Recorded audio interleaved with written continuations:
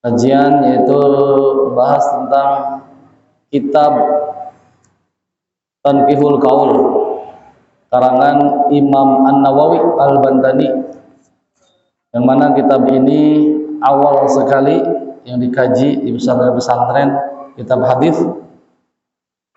Kemarin kita masih membahas tentang bab yang pertama, al-babu awal fi fadilatil ilmi wal ulama. Jadi di dalam kitab Tanqihul Qaul ini bab yang pertama itu menjelaskan tentang keutamaan ilmu dan ulama. Ya, jadi ilmu itu tidak bisa dipisahkan dengan ulama hakikatnya. Bismillahirrahmanirrahim.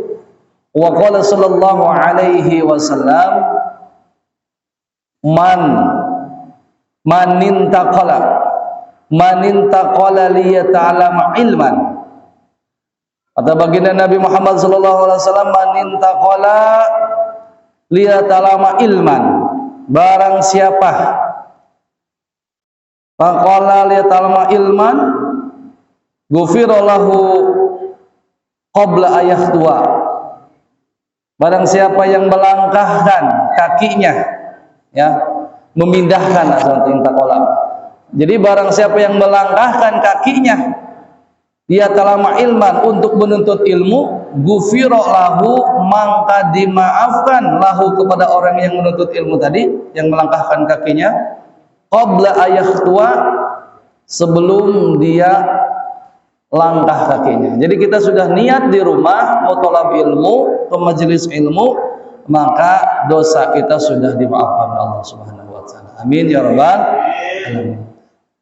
Kemudian waqala sallallahu alaihi wasallam, akrimul ulama, kata baginda Nabi, akrimu, muliakan oleh kamu semua, bil amar al ulama, ulama, fa innahum, maka sesungguhnya ulama, indallahi,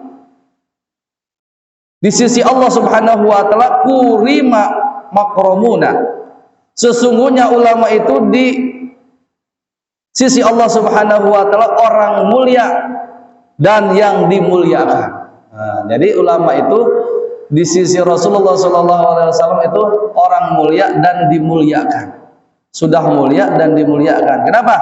Karena baginda Nabi Muhammad sallallahu alaihi wasallam tidak mewariskan dinar dan emas, tapi mewariskan ilmu atau ulama, ya.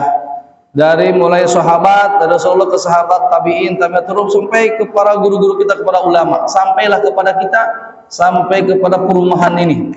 Nah, nyampai kepada kita karena kita zaman Rasul enggak, zaman sahabat enggak, tabi'in pun enggak. Ya, makanya disebutkan al ulama warasatul anbiya. Jadi kita tahu ini itu dari guru-guru kita, bukan dari Rasul langsung, karena kita tidak pernah melihat salatnya Rasulullah seperti apa. Makanya melalui para alimil ulama, guru-guru kita, kita tahu wudu itu seperti ini, salat itu seperti ini, baca Quran itu seperti ini. Ya, jadi ketika kita taklim, banyak pengetahuan kita yang kita ketahui bukan dari baginda Nabi langsung, tetapi dari pewarisnya, yaitu al ulama. Makanya kata Rasulullah, muliakan olehmu ulama, karena sesungguhnya ulama itu orang mulia dan dimuliakan.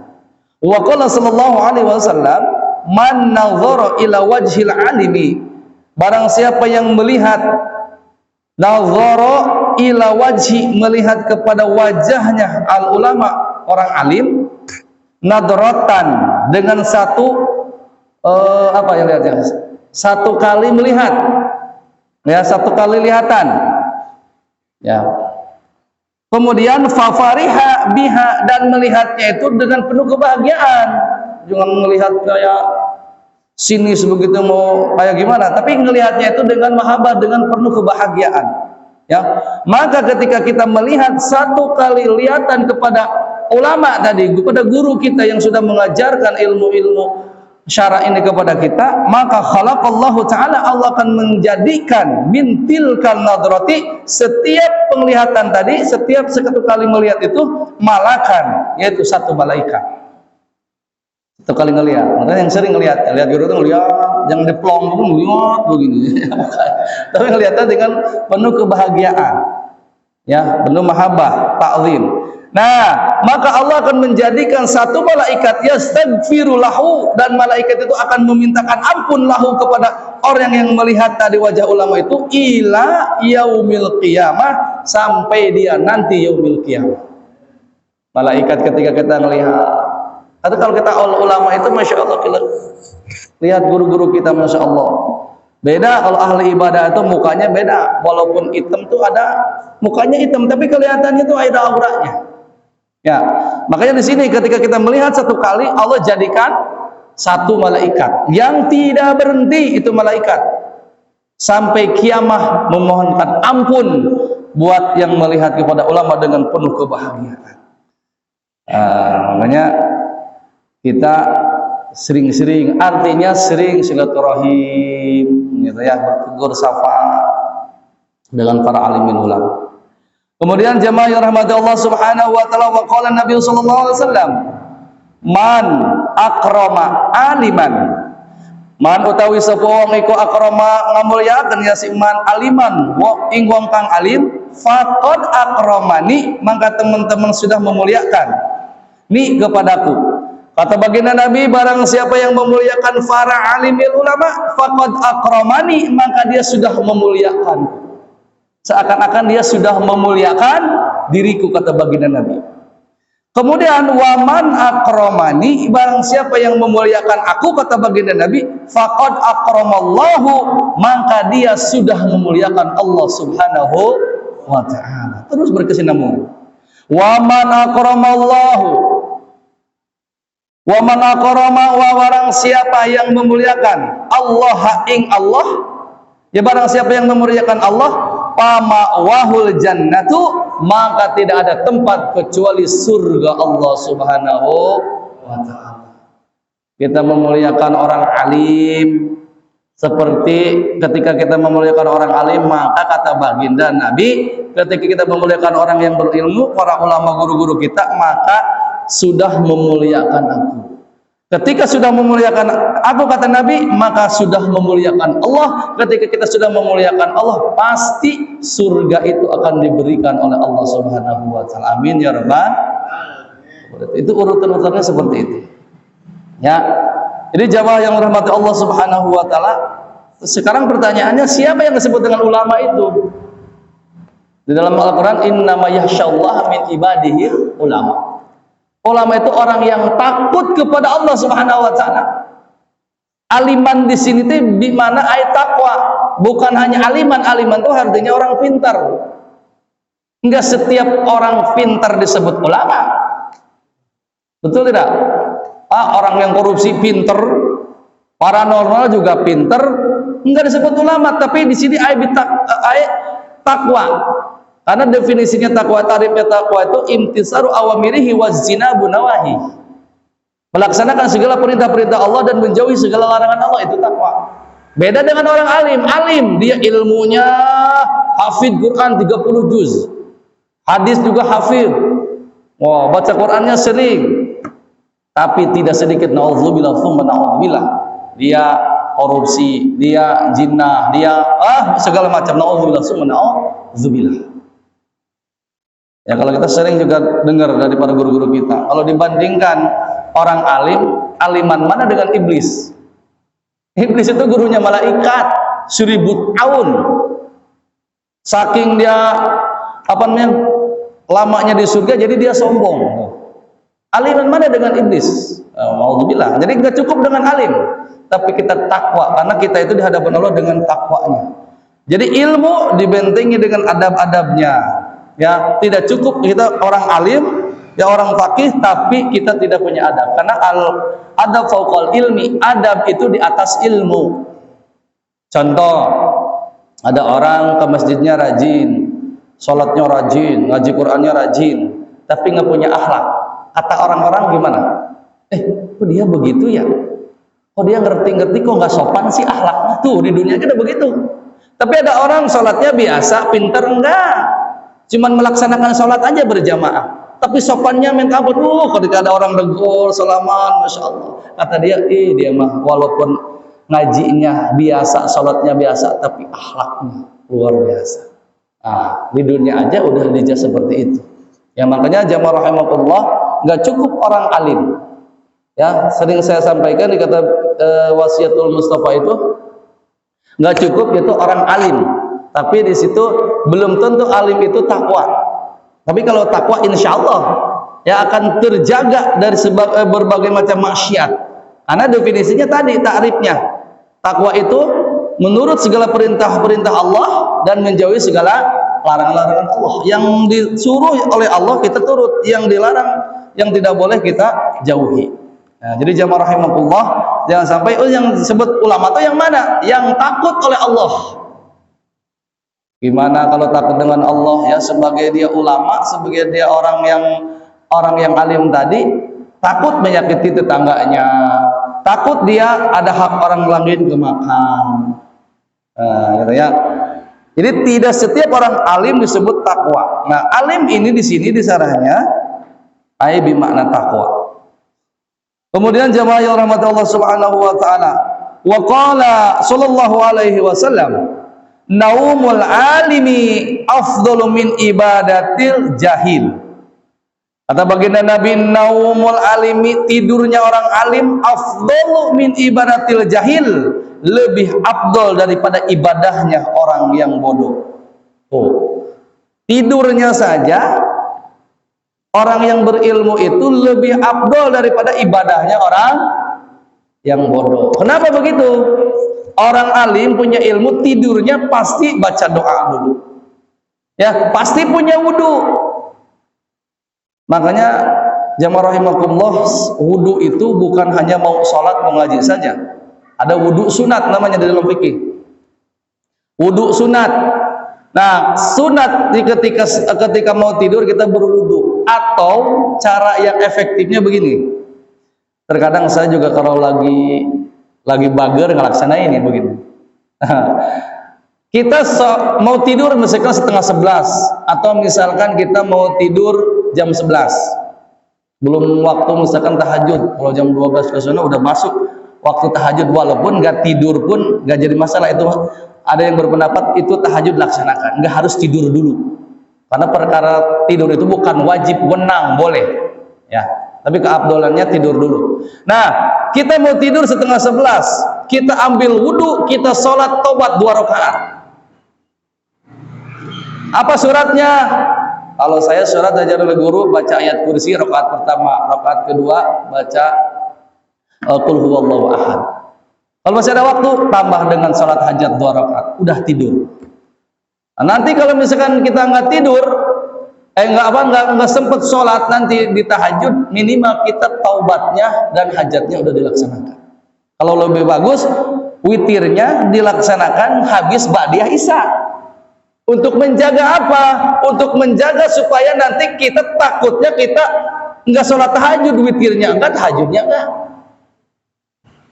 Makanya ada di sini udah sholat ba'diyah isya, sholat witir minimal 1 rakaat. Ya, tapi galimnya 3 rakaat kayak kita di bulan Ramadan, 2 tutup 1. Nah, jadi ketika kita tidak tahajud udah agak tenang, witirnya udah kita laksanakan. Emang bisa Ustaz? Nah, itu dalilnya di sholat tarawih juga. Sholat tarawih begitu, witirnya duluan, nanti tinggal tahajud, tapi jangan witir lagi. Boleh. Ya. Jamaah yang rahmat Allah Subhanahu wa taala. Jadi efektifnya biar kita tidur punya wudu, niatnya tetap mau salat.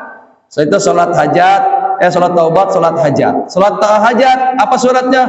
Biasa, qul huwallahu ahad, dan qul ya dan al-kafirun dan qul huwallahu ahad, al-ikhlas. Udah tidur. Dan orang yang punya ilmu pasti tidurnya nggak langsung ngorok, enggak.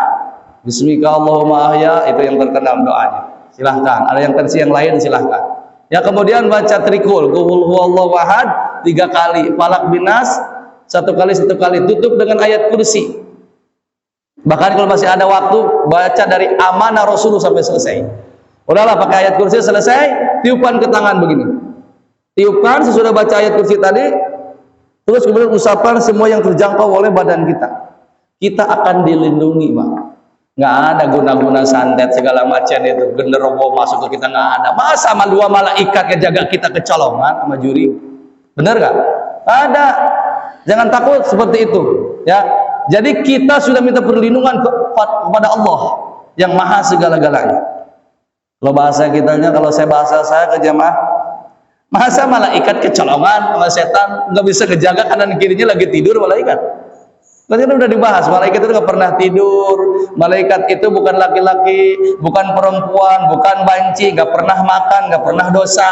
Ada malaikat diciptakan oleh Allah dari mulai diciptakan sampai nanti kiamat suruh sujud, sujudnya nggak ada istilah ya Allah saya pegel nih gantian nih, nggak ada malaikat itu. Kalau kita tuh ada, rada lama sedikit imam kadang rada ngomel juga kan, itu kan.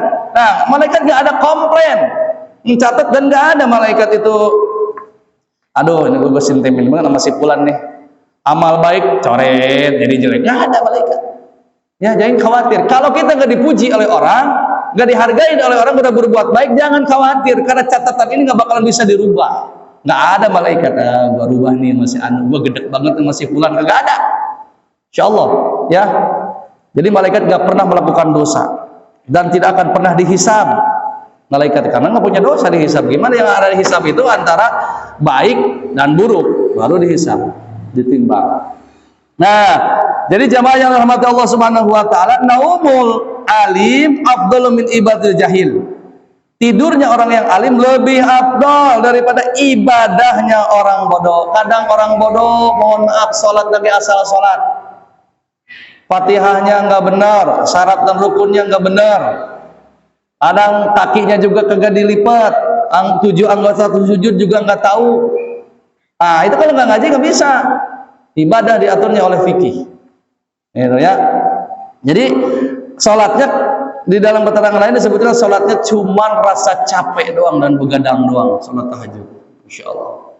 Makanya kalau Ibnu Ruslan disebutkan kan, ya, fakuluman bigori ilmin ya malu mardudatun, amalul mardudatun latuk balu. Setiap perbuatan, amal perbuatan yang tidak didasari ilmu pengetahuan maka akan sia-sia bahkan ditolak oleh Allah, rusak ya. Kemudian jemaah yang rahmat Allah Subhanahu wa taala, ada juga riwayat yang menyebutkan ada iblis, setan tuh bolak-balik mundar-mandir di masjid. Dia nggak berani masuk ya karena ada yang tidur di masjid. Pas ditanya itu si iblis, si setan tadi, kalau bahasa kita, kenapa kamu nggak berani masuk ke masjid? Itu ada orang tidur di masjid, ada orang tidur, dia nggak berani masuk. Ditanya, kenapa kamu orang tidur aja takut? Kata si setan tadi, dia walaupun tidur orang berilmu, tadi tidurnya pakai ilmu, baca doa dulu. Nah dari riwayat ini berarti ketika kita lagi sholat, lagi tidur ini, jadi di dalam Quran disebutkan, saya lupa ayatnya itu. Jadi ketika kita tidur itu adalah nyawa itu digenggam oleh Allah. Ketika kita ajalnya sudah nyampe, maka nyawa itu udah nggak dibalikin lagi. Tapi ketika kita masih ada umur, itu genggaman tadi itu dibalikin lagi ke jasadnya. Gimana kalau kita tidur langsung oleh Allah ruh kita diambil, mati namanya. Tuh, kalau lagi berwudu, lagi keadaan berwudu berarti suci menghadap Allah. Satu itu. Jadi disunahkan. Ya disunahkan untuk berwudu. Ustaz, wudunya gimana? Udah wudunya wudu biasa aja seperti kita mau sholat. Makanya laksanain sholat mulai dari sekarang, bismillah. Laksanain sholat tobat 2 rakaat minimal. Udah. Habis itu kita masih ada waktu sholat hajat 2 rakaat. Insya Allah kita akan dilindungi oleh Allah Subhanahu wa taala. Tidak ada misalkan keluarga kita, bahkan guru saya mengijazahkan doa ketika anak lagi tidur, ini sebenarnya ibunya yang berperan nih. Tiupkan kembun-bunannya itu, baca surat Al-Insyirah. Alam nashrah laka sadrak wa wada'na anka wizrak alladhi anqadha zahrak wa rafa'na laka dzikrak fa inna ma'al usri yusran inna ma'al usri yusra fa idza faragta fansab wa ila rabbika farghab. Itu ditiupkan kembun-bunannya. Itu ya diantaranya. Kemudian jemaah yang rahmat Allah Subhanahu wa taala, hadis yang selanjutnya, man ta'alama baban minal ilmi ya'malu bihi aw lam ya'mal. Nah, man ta'alama barang siapa yang belajar baban satu bab minal ilmi dari ilmu, ya'malu bihi mengamalkan orang tadi kepada ilmu itu, awalam ya'mal atau dia tidak mengamalkan bihi kepada ilmu tadi, kana afdalu min ayusolli alfi rakaatin tatu'an. Barang siapa yang belajar ilmu satu bab, ima dia mau ngamalin, wa ima tidak diamalin itu ilmunya. Ini kelebihan menuntut ilmu. Dia lebih afdal daripada min ayusolli alfi rakaatin tatu'an. Lebih afdal daripada dia sholat sunat 1000 rakaat. Kita ngerti ente, ngerti enggak, diamalin apa enggak? Mau diamalin mau enggak? Apalagi kalau diamalin berarti. Ini mah datang ke sini mendengarkan belajar satu bab tentang ilmu. Kayaknya di majelis taklim datang begini, mendengarkan saja. Mau diamalin mau enggak? Tadi misalkan ustadznya bilang tadi salat taubat, kita enggak laksanain misalkan. Tetap afdalu di sini sebut lebih afdal min ayusolli alfa rakaatin tatawuan, lebih afdal daripada bapak di rumah sholat sunat 1000 rakaat. 1000 rakaat. Pernah nggak sholat 1000 rakaat Pak RT? Alhamdulillah, yang ngomong lagi belum pernah. Ini yang ngomongnya belum pernah 1000 rakaat Pak Lili. Aduh, kalau 1000 rakaat, aduh, yang tarawih 23 kayak gimana gitu ya. Ghairil maghdubi alaihim walad, amin. Makmumnya udah amin duluan. Sebenarnya bukan salah imam deh itu, makmumnya aja suka buru-buru gitu. Jadi si imamnya itu kadang begini, ghairil maghdubi alaihim waladdallin, atau begitu, waladdallin, amin. Ada yang begitu, ghairil maghdubi alaihim waladdallin, bocah di belakang, amin. Orang tua waladdallin. Jadi amin aja 2 kali, amin bocah sama orang tua. Ghairil maghdubi alaihim waladdallin, amin, lin, amin lagi tuh. Allahu akbar. Ya, rahimakumullah. Jadi disebutkan di sini lebih afdal kita ibadah salat itu menuntut ilmu lebih afdal daripada kita ketika kita hadir ke sini salat 1000 rakaat di rumah, maka lebih afdal kita hadir mengamalkan atau tidak yang ilmu yang kita dapatkan di sini, insya Allah pahalanya lebih afdal daripada salat sunat 1000 rakaat. Mudah-mudahan kita bisa mengamalkan ya sedikit-sedikit, karena fungsinya pengajian itu dari yang tidak baik menjadi baik, dari yang enggak rajin menjadi rajin, darinya malas sekarang saya ada giroh sekarang mau ngaji.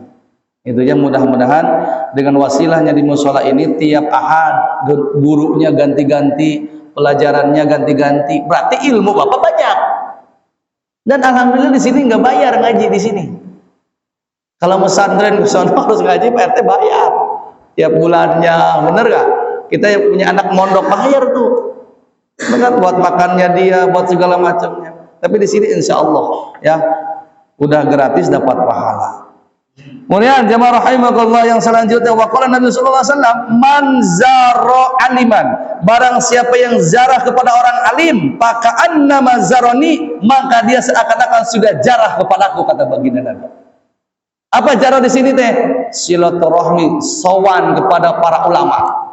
Makanya di bulan Muharram ini, masih bulan Muharram, di antara sunatnya itu berziarah silaturahmi kepada alimil ulama, guru-guru kita. Ketika kita berziarah silaturahmi kepada guru kita, maka seakan-akan dia, kata baginda Nabi, sudah berziarah, bersilaturahim, ketemu dengan Allah. Masya Allah. Karena tidak ada kebahagiaan kecuali bisa memandang baginda Nabi Muhammad sallallahu alaihi wasallam. Karena surga itu indah, disebutkan dalam berbagai macam surat, banyak ayat-ayat Allah. Surat Ar-Rahman banyak gambaran-gambaran surga. Indah surga itu, masya Allah. Tapi lebih indah ketika kita memandang wajah baginda Nabi Muhammad sallallahu alaihi wasallam. Tidak ada kebahagiaan kita kecuali kita nanti bisa memandang baginda Nabi Muhammad sallallahu alaihi wasallam. Surga yang begitu nikmat tidak sebanding dibandingkan dengan baginda Nabi Muhammad sallallahu alaihi wasallam. Jamaah rahimakumullah, kita tidak mungkin hari ini ketemu dengan baginda Nabi. Di mimpi pun hanya orang-orang tertentu. Dan orang yang pernah mimpi dengan baginda Nabi itu biasanya nggak pernah diomong-omongin. Ini mau di-share di medsos. Saya pernah mimpi lihat baginda Nabi. Kelakuannya amburadul. Di rumahnya banyak gambar-gambar yang nggak jelas. Masa Nabi bisa masuk yang gitu? Hati-hati. Sekarang tuh banyak di medsos. Waduh, ya bahkan lagi viral sekarang antara dukun dengan apa tuh? Antara dukun dengan ulama hikmah. Pakai peci. Wah, itu ngerusak agama itu, nauzubillah. Bisa masukkan jin ke botol, masukin. Rajin apa tadi jin masukin ke botol? Masya Allah. Hati-hati, itu kemusyrikan tidak ada. Laisa minal Islam. Ya, udah kita mah. Karomah akan didapatkan hanya dengan istiqomah. Para wali-wali, wali songo, Sunan Kalijogo segala macam itu semuanya fikih dulu yang dipelajari. Nggak timbul karomah kecuali kita istiqomah dulu, istiqomah ngaji. Ya, kita pengen bisa ngobatin ini, kita ngaji aja, sholat aja, insya Allah baca bismillah, jingkir ke jurignya. Kenapa?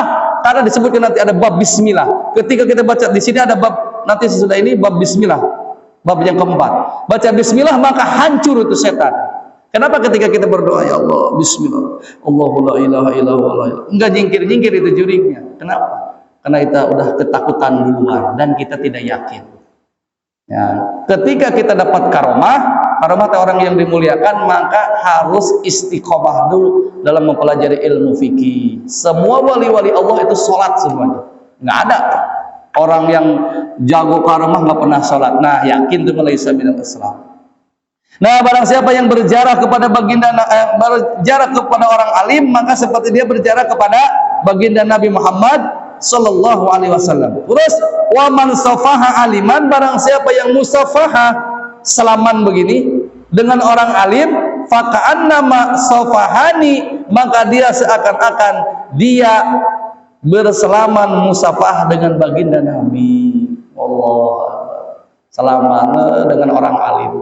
Jadi kita habis sholat ada dalilnya, jangan dibid'ahkan, ada dalilnya.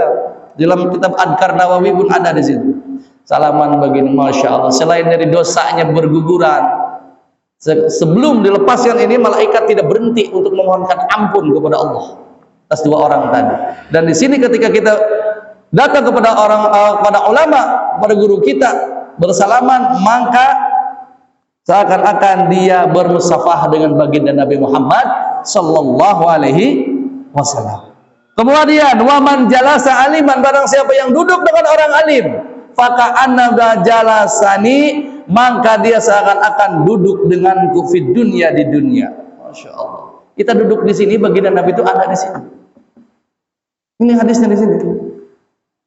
Wa man jalasani fid dunya, barang siapa yang duduk bersamaku di dunia, ajlastuhu ma'i yaumal qiyamah, maka aku akan mendudukan orang tadi denganku nanti di yaumil qiyamah, di surga. Amin ya rabbal alamin. Makanya ini majelis ini nggak kayak kasat mata kita nggak kelihatan, karena mata kita terhalang oleh dosa, nggak kelihatan. Kalau muka safa itu malaikat tuh banyak kesini, malaikat rahmat. Kata Rasulullah, kata Allah, wahai malaikat, ini di mana ada majelis ini yang lagi pengajian, yang lagi zikir, coba datang. Lihat ke situ apa yang diinginkannya sama orang itu. Ada malaikat dicari, oh ternyata ya Allah, ini orang tuh minta lunas hutang, minta dimaafkan dosa. Akhirnya menunjukkan kepada Allah. Karena malaikat itu berhentinya dua, saya sering sampaikan, satu di majelis zikir, dua di majelis ilmu. Ya, nggak ada di kafe-kafe, nggak ada malaikat datang, nggak ada di malaikat mau ngebasok, nggak ada. Ya, jadi jamaah rahimakumullah, kita di sela-sela kesibukan kita mencari nafkah buat istri dan anak keluarga kita, itu justru pahalanya yang lebih gede, capeknya itu. Karena setiap pahala itu tergantung dari masyarakatnya kita. Kita ingin mendapatkan rezeki saja, ya itu harus overtime, harus nyari sampingan, kan capek dulu, nggak ada. Kita itu dapat apa namanya buruhan, dapat uang, hasil nyantai-nyantai saja, nggak ada. Semuanya pasti dengan begitupun dengan pahala ini. Kita mungkin seharian habis kerja, itu yang dihitung pahalanya yang berlipat ganda itu dari capeknya tadi. Sebenarnya kalau misalkan Ustadz dengan jamaah, jadian jamaah sebenarnya pahalanya. Kalau Ustaz udah biasa taklimnya, ini jamaah ini udah seharian kerja nyempatin waktunya, itu pahalanya gede. Makanya rintangannya wallah susah banget. Aduh, capek lah, pegel gitu ya. Apalagi kalau Pak Lili lagi nyupir ke Jakarta kan macet ya. Aduh, malas banget ya gitu. Bener gak? Iya, ngerasain ya Allah datang, tapi kita harus memaksakan ke sini. Itu tuh hasil dari mujahadah kita, bersungguh-sungguh, itu yang Allah kasih pahalanya yang besar. Ya, sering saya sampaikan juga, kita nyari nafkah buat istri, buat anak, buat keluarga akan menjadi pahala kalau semua niatnya karena Allah.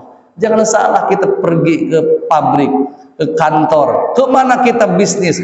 Kalau niatnya karena Allah, maka langkah demi langkahnya akan bernilai pahala di hadapan Allah Subhanahu wa Ta'ala. Jadi pahala itu bukan hanya sholat saja.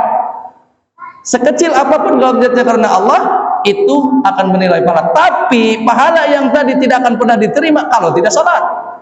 Itu kan masalahnya. Sekecil apapun kalau dia mendiriin sholat, imam sholatnya dia misalkan nggak sempurna. Karena kata Imam Al-Ghazali, tidak ada sholat yang diterima itu kecuali sholat yang khusyuk. Aduh, boro-boro jamaahnya Ustaz lagi nggak pernah khusyuk. Benar nggak? Allahu Akbar. Aduh, jatuh tempo 2 minggu lagi. Ya kan gitu. Kan baiklah, biarin aja. Kita begitu, yang penting laksanain aja udah. Jangan saya bang Ustaz nggak mau sholat dulu, nunggu khusyuk. Khusyuk nggak bakalan dapat kalau kita nggak biasa. Ngaji nggak bakalan mau kalau nggak dipaksain, bener nggak? Boro-boro bapak-bapak Ustaz lagi malas kalau gaji itu. Ya Allah. Tapi pahalanya Allah lipat ganda. Ya, mudah-mudahan kita semua dengan hadir di sini sedikit demi sedikit. Seminggu kemarin kita sibuk, seminggu ini urusan dunia. Malam Ahad ini kita ngaji, mudah-mudahan dicas hati kita. Akhirnya kita ketika ada pengajian terpaut hati kita untuk hadir. Amin. Karena di dalam kitab Minhus Saniyah 40 asbahan subuh ya, tidak hatinya tidak dicas, tidak duduk dengan ulama, maka Allah akan mengeraskan hatinya. 40 hari ini kita nggak pernah dicas hatinya, nggak pernah duduk dengan ulama, dengar taklim, maka hatinya akan keras. Kebaikan apapun nggak pernah masuk. Nauzubillah tsumma nauzubillah. Tapi insya Allah kita mah sini pengajian banyak, yang isinya guru-guru kita, materinya beda. Minggu ini dapat ini, minggu itu dapat ini. Jadi banyak. Ya, biasanya kalau pengajian lain mah ustaznya itu sebulan bosan gitu. Enggak lihat, maksudnya enggak ada istilah sebenarnya kitanya itu gitu, ada variasi. Oh, ini mah cara penyampaiannya begini, semuanya baik. Ini begini, babnya ini. Alhamdulillah. Ya. Jamaah yang rahmat Allah Subhanahu wa taala, itu pasal yang pertama. Insyaallah nanti pasal yang selanjutnya pasal sani yang kedua yaitu tentang bab fi fadilati la ilaha illallah. Ya, nanti kita bahas karena waktu sedikit lagi Isya. Mudah-mudahan ada manfaatnya. Mohon maaf kekurangan dan kelebihannya.